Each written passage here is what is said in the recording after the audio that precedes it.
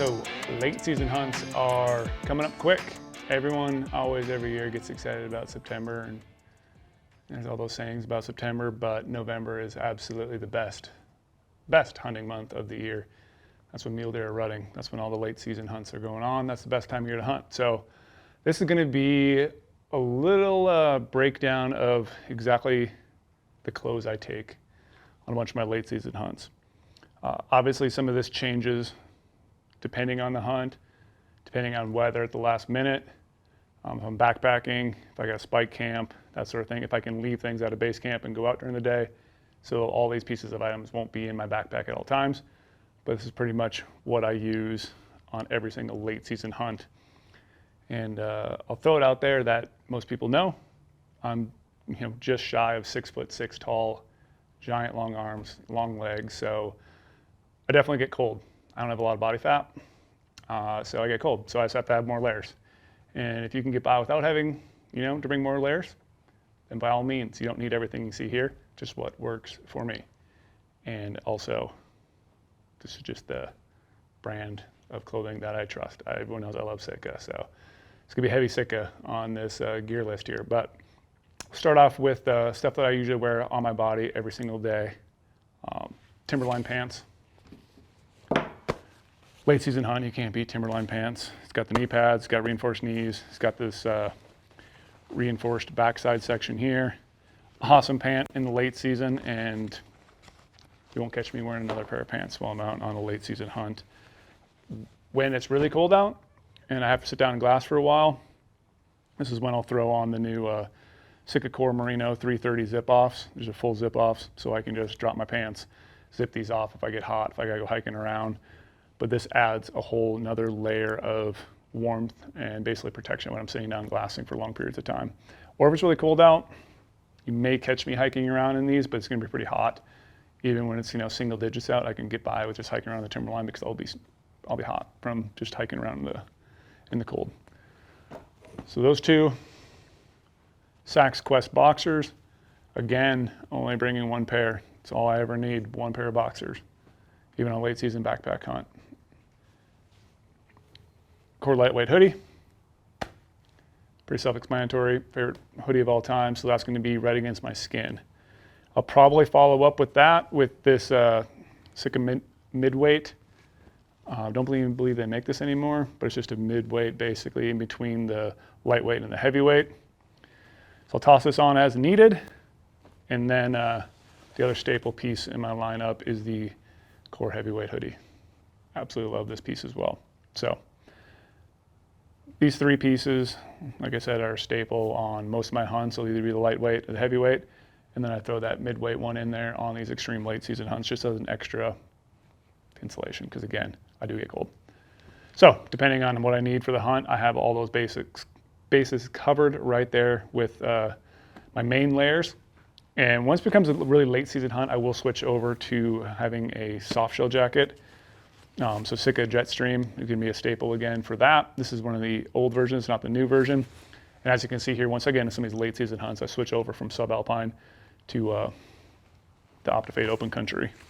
So Jetstream jacket, I just like it because it blocks a lot of the wind on those late season hunts. A lot of times I'm glassing into places where bucks are bedded down. So if bucks are bedded down in an area away from the wind, I'm gonna have to be glassing into the wind. That wind's gonna be hitting me in my face the whole time.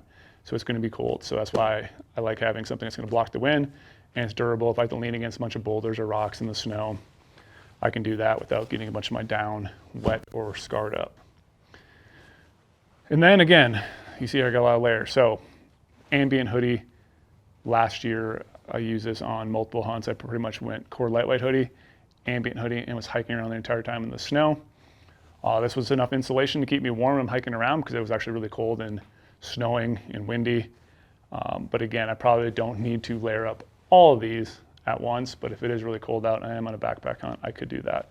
Backpack hunts in the late season is all about you're gonna have a lot of clothes. You're gonna have a lot of weight in clothing. So again, if it was a true backpack hunt, I could probably mix and match some of these and maybe ditch that midweight, throw the Ambient on there, but I'm just kind of give you guys an idea of everything I possibly could take on that hunt. So Ambient, great piece for that.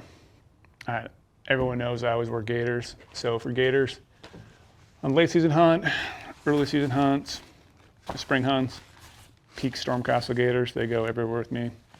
So it just adds that little extra layer of protection depending on the boot I'm using. If I'm using a pack boot on a late season hunt, obviously I won't bring Gators because I have really tall pack boots, but for normal insulated leather boots, I'll toss the Gators on. All right, depending on the state I'm hunting during the late season, usually late season hunts in some of these states means you have to have a certain inches of orange on your body to be 100% legal. So you gotta have a vest. So the GOHUNT pumpkin patch vest that we designed. I helped test it a bunch before we launched it a couple years ago. This will be with me on some of those late season hunts that require orange. And more on the orange requirements, also bring GOHUNT orange beanie. And obviously I have a GOHUNT orange Trailblaze hat on top of my head. I just try to cover all the orange bases that I possibly can, and also have, you know, my Stealthy Hunter glassing pad on my backpack, flipped around as some added orange just to be extra careful on those late season rifle hunts. So if I'm hunting a state that doesn't require orange, I also have the Fall Raven Byron hat.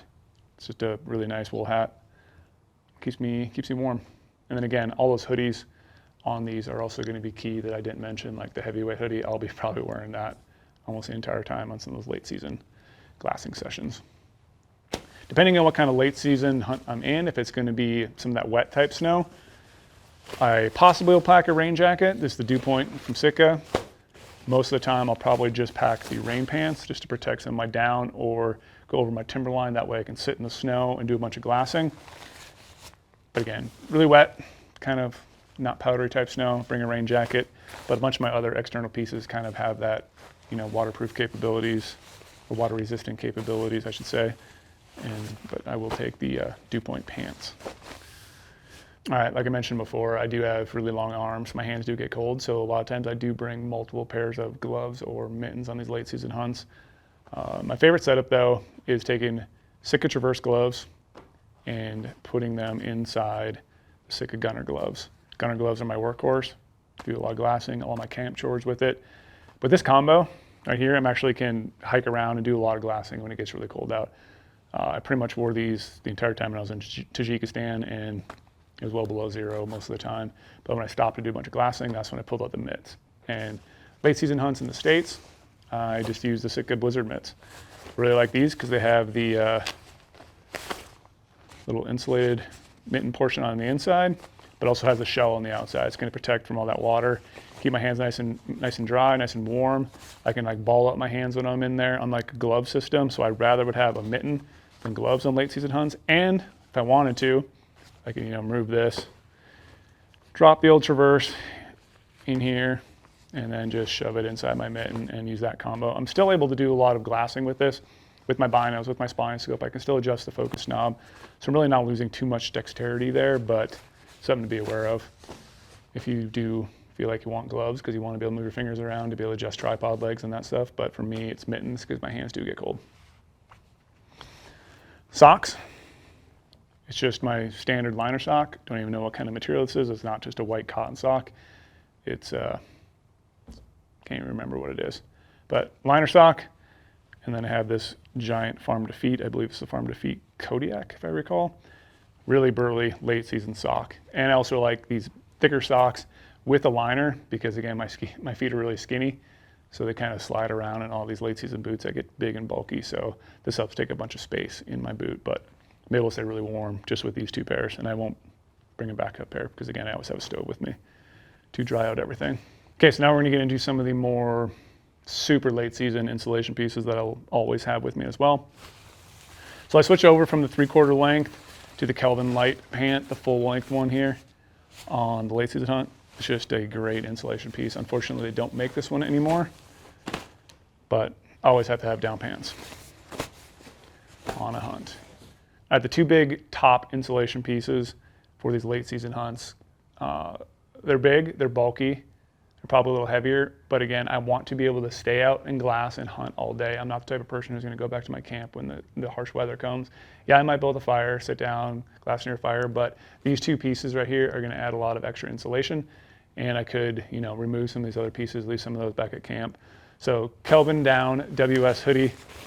This is just a workhorse of a down jacket, way overkill, but it's super, super warm. It's gonna be a little heavier than, you know, Kelvin Light down, but it's gonna be needed when it's late season hunts. You're sitting there in the wind, it's snowing out, it's miserable, you're gonna be comfortable. This piece right here, again, it's gonna be really heavy. It's one of their parkas. This is the Aerolite Blizzard Parka. Again, it's giant. It's got a reinforced backside down here, but I'm able to sit down, again, I say it all the time, glass all the time, in comfort when I throw a bunch of these pieces together and kind of make that system just work for me. Late season is just all about having the right layers and trying not to sweat and having enough to survive when you're out there. Because again, it can be dangerous when you're hunting out there and it's really cold. I hunt a lot of like negative temperatures on some of these late season mule deer hunts, and I just want to be well prepared. So my backpack will be heavier. It'll be a lot of this just clothes weight, and then obviously food, optics, definitely heavy, but the layering system, once you get in these late season mule deer hunts, is going to get a little heavy. So that's basically a very quick run through of late season clothes that I'll be wearing. And again, like I said, depending on the hunt, I probably won't have all this stuff here, but this is just a good baseline for why I bring certain layers on certain hunts and kind of how I combo them together. But yeah, like I said, it's going to be a little bit heavier, but you need to be comfortable, you need to be safe. So this is what I'm using. Obviously use what you got, but hopefully this give you some ideas on your next late season hunt, what you might expect, because most of the time it's going to be you know, sub-freezing temperatures. So got any questions, drop them in the comments below. Appreciate you guys watching, and best of luck on these fall November hunts, because like I said, this is the best time of year. September's fun and all, but this is where the real fun actually happens during mule deer rut. So if you got some mule deer tags, if you're going to some elk hunts still, have fun, be safe, get you next time.